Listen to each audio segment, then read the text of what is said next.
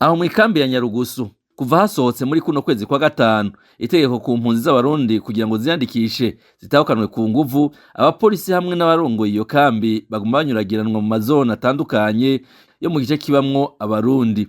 Uwo bahuye atanukubaza ico bacatumye ataraja kwiyandikisha barakubita atansiguro nk'uko iyo mpunzi iri ku musego bitumwe n'amaheri yakubiswe ibivuga.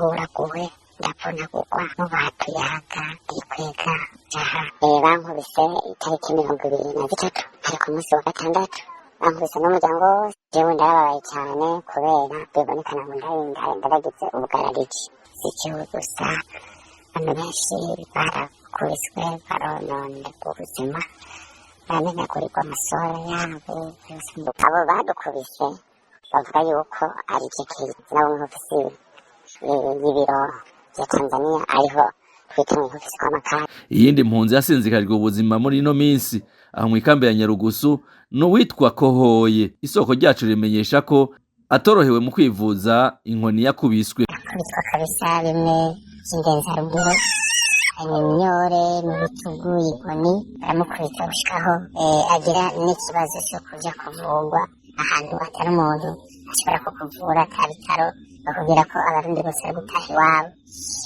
ariko yararonse uburyo bw'ingenagura imiti kw'ifarumasi kugira ngo bashobore kumuvura ububabare n'imiti yo kwisiga. Yagasanze ariko atekera utuntu ucungafunga imizigo bakubwira ngo waratevye ngo ko bari batangaje ngo warurikora iki warurindiriye iki, aho n'inkoni ziba ziriko zirakuvugira. Izo mpunzi z'abarundi aho muri iyo kambi ziguma zitabaza amakungu kugira ngo amabi bakorerwa ahagarikwe.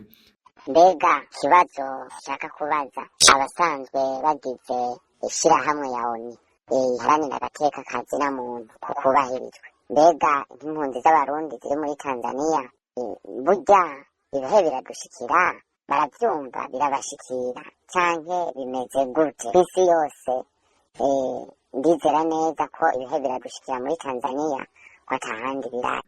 Leta ya Tanzania itegekanya ko iyo kambi ya Nyarugusu igice kimwe impunzi z'abarundi cugagwa mu mpero z'uku kwezi kwa gatandatu.